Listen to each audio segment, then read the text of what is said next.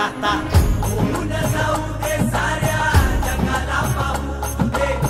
पडू दे पाऊल पुढं